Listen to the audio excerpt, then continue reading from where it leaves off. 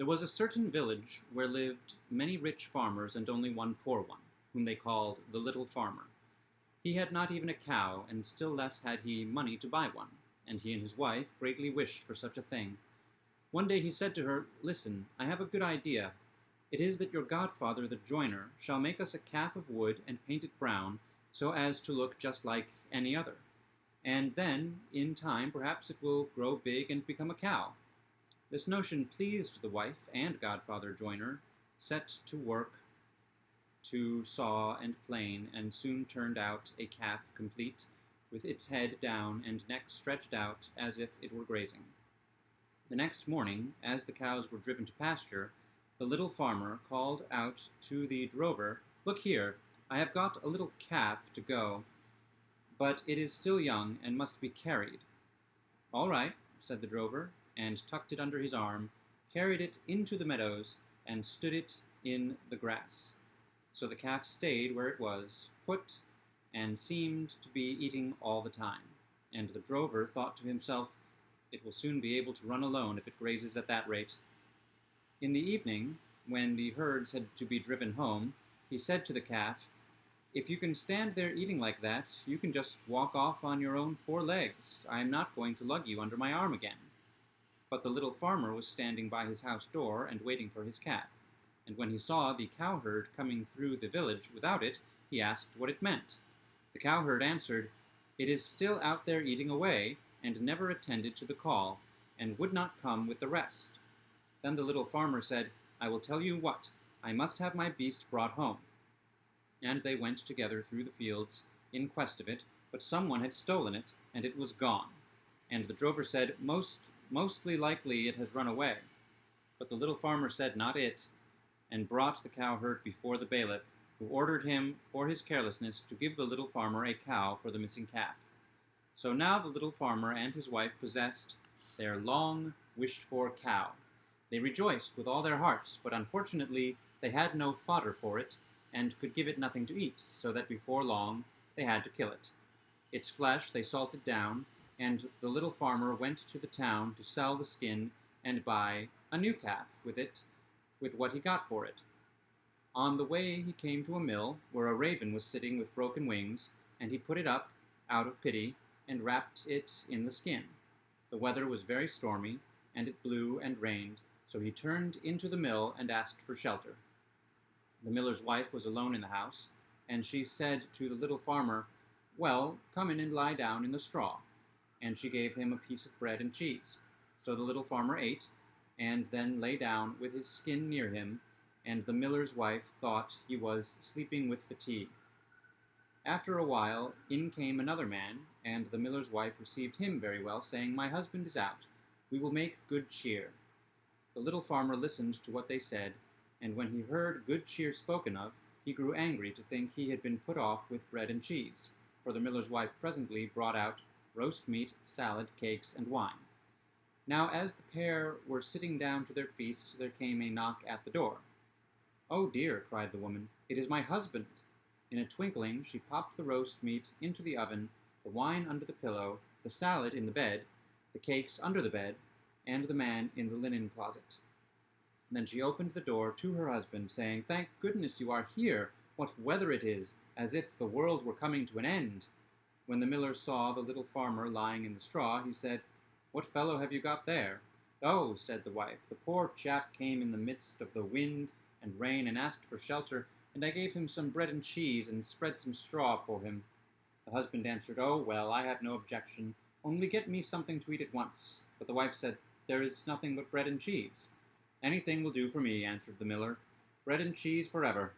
And catching sight of the little farmer, he cried, "Come along and keep me company." The little farmer did not wait to be asked twice, but sat down and ate. After a while, the miller noticed the skin lying on the ground, with the raven wrapped up in it, and he said, "What have you got there?" The little farmer answered, "A fortune teller." And the miller asked, "Can he tell my fortune?" "Why not?" answered the little farmer. "He will tell 4 things, and the 5th he keeps to himself." Now the miller became very curious, and said, "Ask him to say something." And the little farmer pinched the raven so that it croaked, "Kurr, kurr." "What does he say?" asked the miller, and the little farmer answered, "First he says that there is wine under the pillow." "That would be jolly," cried the miller, and he went to look and found the wine, and then asked, "What next?" So the little farmer made the raven croak again, and then said, "He says, secondly, that there is roast meat in the oven." "That would be jolly," cried the miller, and he went and looked and found the roast meat. The little farmer made the fortune-teller speak again, and then said, "He says thirdly that there is salad in the bed." "That would be jolly," cried the miller, and went and looked and found the salad. Once more the little farmer pinched the raven so that he croaked and said, "He says fourthly and lastly that there are cakes under the bed." "That would be jolly," cried the miller, and he went and looked and found the cakes. And now the two sat down to table, and the miller's wife felt very uncomfortable, and she went to bed and took all the keys with her. The miller was eager to know what the fifth thing could be, but the little farmer said, "Suppose we eat the four things in peace first, for the fifth thing is a great deal worse." So they sat and ate, and while they ate, they bargained together as to how much the miller would give for knowing the fifth thing, and at last they agreed upon $300. Then the little farmer pinched the raven so that he croaked aloud, and the miller asked what he said, and the little farmer answered, "He says that there is a demon in the linen closet." "Then," said the miller, "that demon must come out of the linen closet," and he unbarred the house door, while the little farmer got the key of the linen closet from the miller's wife and opened it. Then the man rushed forth and out of the house, and the miller said, "I saw the black rogue with my own eyes, so that is a good riddance." And the little farmer took himself off by daybreak next morning with the $300.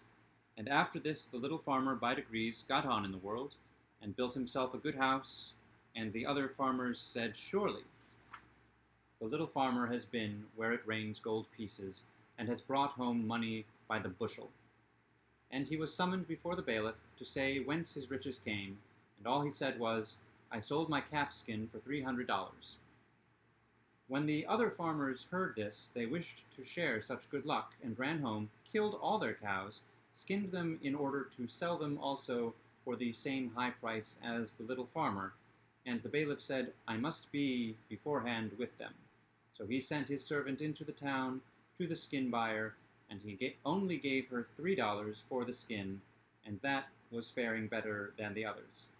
For when they came, they did not get as much as that, for the skin buyer said, "What am I to do with all these skins?" Now the other farmers were very angry with the little farmer for misleading them, and they vowed vengeance against him, and went to complain of his deceit to the bailiff.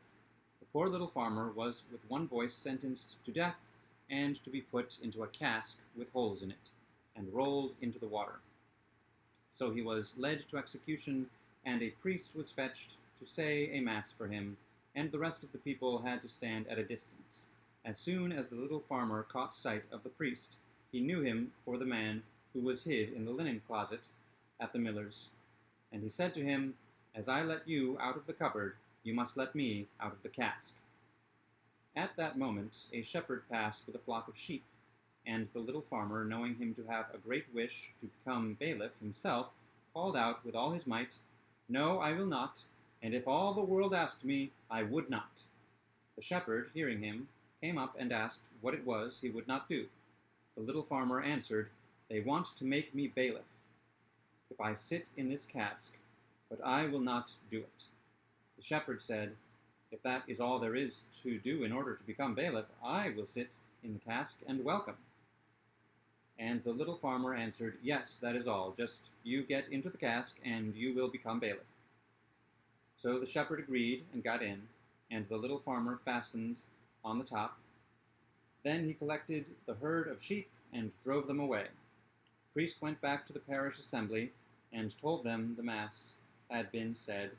Then they came and began to roll the cask into the water, and as it went, the shepherd inside called out, "I consent to be bailiff." They thought that it was the little farmer who spoke, and they answered, "All right, but first you must go down below and look about you a little." And they rolled the cask into the water. Upon that the farmers went home, and when they reached the village, where they met the little farmer driving a flock of sheep, and looking quite calm and contented. The farmers were astonished, and cried, "Little farmer, whence come you? How did you get out of the water?" "Oh, easily," answered he. "I sank and sank until I came to the bottom.